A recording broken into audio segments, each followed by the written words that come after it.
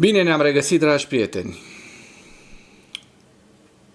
Ieri, niște urmăritori, mai mulți urmăritori, mi-au cerut să vorbesc și despre subiectul Elena Lasconi și le-am promis că o să o fac în materialul de astăzi. De la bun început vreau să vă spun că am votat-o în primul tur pe Elena Lasconi pentru președinția României anul trecut și tot așa cum am votat-o, am și decis să nu mai votez la alegerile din luna mai, de peste o lună și mai avem nici chiar o lună, 3 săptămâni, da? Din cauza faptului că a ieșit la rampă mai virulent și mai vehement decât a făcut-o George Simion la anularea alegerilor. Acolo mi-am dat seama că Elena Lasconi nu ar fi potrivită pentru o candidatură. Nu să ajungă președinte a României, Doamne ferește. De atunci au mai făcut mai multe gafe, s-a comportat destul de nasol, dar nu despre lucrul ăsta vreau să vorbesc acum. Vreau să vorbesc despre faptul că Elena Lasconi a fost mazilită, precum au fost maziliți mai mulți lideri ai USR-ului de-a lungul timpului. Și tot acest sistem de mazilire a liderilor și a membrilor de bună credință se trage dintr-un sistem de vot păgubos, extrem de dăunător pentru partid. O să vi-l prezint imediat, pentru că am scris acum 4 ani, în 2021, un articol pe această temă. Ieri, când am luat atitudine împotriva mazilirii și a felului în care a fost debarcată Elena Lasconi, multă lume mi-a sărit în cap și mi-a zis: domnule, cum faci așa ceva? De ce nu-l susții pe Nicușor? Din păcate, în momentul de față, nu avem un candidat mai bun decât Nicușor Dan. Nicușor Dan nu este candidatul perfect. Probabil că îl voi susține pe Nicușor Dan și îl voi vota pe Nicușor Dan. Încă nu știu, încă stau să mă mai gândesc. Dar toată această poveste cu Elena Lasconi, care ar fi trebuit retrasă, domnule, după toate derapajele ei după primul tur, trebuia retrasă candidatura ei, dacă tot vreau să facă o treabă bună cei de la USR și să-l susțină pe Nicușor din prima, ei trebuia să retragă sau să nu mai sprijine candidatura Elenei Lasconi. Puteau să facă în Biroul Național. Au făcut-o acum, când mai sunt 3 săptămâni până la alegeri, și după părerea mea au ostilizat o bună parte din votanții Elenei Lasconi. Deci această ostilizare a membrilor, a unei părți din membrii USR care o vor vota pe Elena Lasconi dacă Elena Lasconi nu va decide să se retragă. Dacă membrii USR, membrii biroului național al USR-ului reușeau să o convingă pe Elena Lasconi să își retragă candidatura și să-l susțină pe Nicușor Dan, era cu totul și cu totul o altă poveste. Astăzi nu mai discutam despre această mazilire, care în opinia mea este una jenantă și făcută prea târziu. Și modul în care e făcută este un lucru foarte, foarte, foarte, foarte grav și foarte nasol. Eu cred că USR-ul, după această aventură, își dă rău de tot cu stângul în dreptul. Și am auzit vorbind o grămadă de prostii ieri pe unii dintre lideri, cum banii ar trece din campania Elenei Lasconi la Nicușor Dan. Nu se poate, oameni buni, acest lucru. Și vă mai spun o veste proastă celor care credeți că treaba e ok și făcută inteligent. Uite ce spune un domn, Răzvan Gheorghe, din interiorul partidului, care ne spune încă un aspect care spune multe. Puciul împotriva Elenei Lasconi a fost organizat intenționat după momentul depunerii candidaturii și rămânerea definitivă a acesteia, tocmai că nu îi se tocmai pentru a nu îi se da o șansă reală de retragere, pentru că asta ar fi lăsat deschisă o portiță ca Lasconi să rămână la președinția USR. Acum rămâne pe buletinele de vot și nu se va retrage. Așa că nu, chiar nu-i vorba despre președinția României, nici de Lasconi, nici de Nicușor.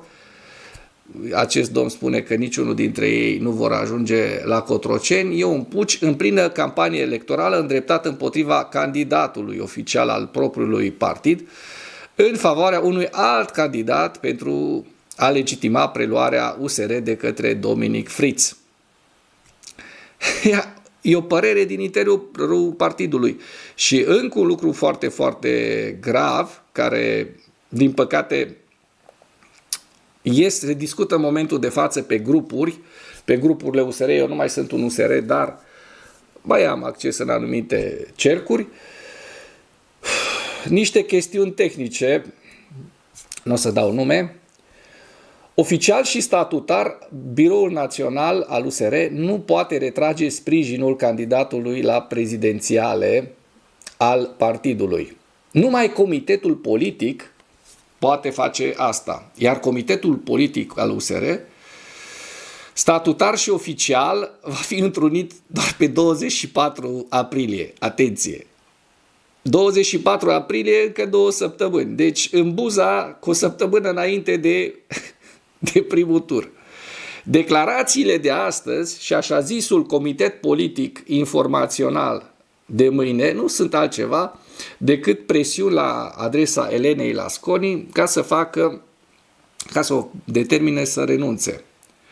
Și nu știe nimeni din gașca care a ieșit astăzi la declarații ce va vota acel comitet politic, aproximativ 280 de persoane cu funcții interne și externe. Mâine doar testează apele să vadă cum fac ca până pe 24 aprilie să obțină voturile și asta în plină campanie electorală. În acest timp, este ilegal ca USR-ul să folosească vreun ban în campania lui Nicușor Dan. Oficial și statutar, candidatul USR este Lasconi, dar fără a avea o decizie a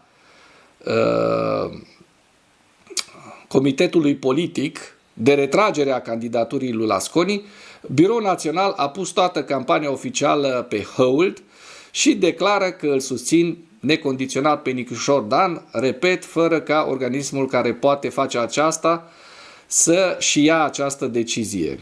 Este de noaptea minții. Întrebare de pe grup. Mai întreb o dată, USR, ești bine? Și acum plecăm la, de fapt, de unde se trag toate aceste nenorociri. Și o să vă prezint un articol pe care l-am scris acum 4 ani aproximativ. Un articol pe care, din păcate, mulți din conducerea USR-ului nu l-au luat în considerare, nu l-au citit.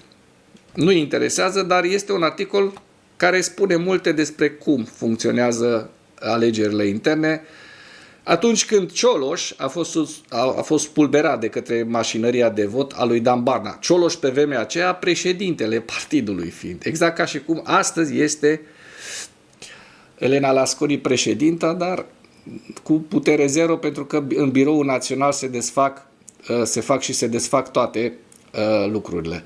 Nu de puțin timp s-a publicat lista cu membrii Biroului Național al USR+. Deși a pierdut președinția, Barna va conduce de facto partidul în următorii ani. Cioloș a fost printre codașii listei, deși a câștigat funcția de președinte al USR+, fiind votat de majoritatea membrilor USR+. Nu același lucru s-a întâmplat și la Biroul Național. Și pe bună dreptate o să vă întrebați de ce. În primul rând, pentru că sistemul de vot nu este reprezentativ ca și în cazul votului pentru președinția partidului, ci unul care favorizează găștile din cadrul filialelor județene. Și aici o să vă arăt așa cum arăta lista. Iată cei primii 14 clasați care toți fac parte din Team Barna. ca să ai majoritate în bene, îți trebuie 13 sau 14 membri, pentru că 28 mi se pare, sau nu 28, 25, da. Îți trebuie 13 membri, 25 sunt total. Și iată-l pe unde apare Cioloș, Dacian Cioloș apare pe poziția a 19-a sau 20-a și Ioana Mihailă, care în momentul ăla era ministru sau secretar de stat, nu mai țin minte exact, sau chiar fusese debarcați USR-ul de la guvernare sau autodebarcat. Deci fostul ministru al sănătății pe penultimele locuri pe acolo în biroul național. Da?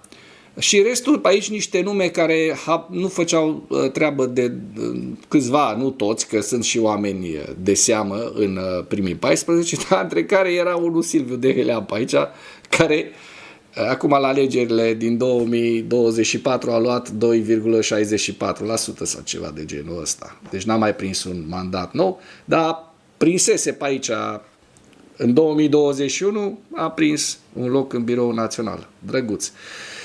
O să vă las link în comentarii, dar o să mai vă spun un singur lucru, care după părerea mea este esențial. Dacă oamenii ăștia din USR își permit să facă așa ceva cu președinta partidului, care a fost votată de membri, adică de toți membrii partidului, că așa e votul la președinție, este, cum vă spuneam, unul reprezentativ, iar dincoace se fac găști și votează toate adresele de e-mail și votează toți membrii care n-au cotizat sau membrii inexistenți, că așa se întâmplă. Așa s-a întâmplat la Bihor. Sau rudele și prietenii aduși la grup, la grămadă. Deci dacă un președinte este așa de ușor detronat de către acest birou național, imaginați-vă ce ușor este de dat afară un avertizor de integritate, un membru care ani de zile a participat la toate campaniile electorale și acum suflă în biserică, da? Imaginați-vă de ce partidul ăsta a ajuns de la 22% de la alegerile europarlamentare din 2019, astăzi la doar 12%.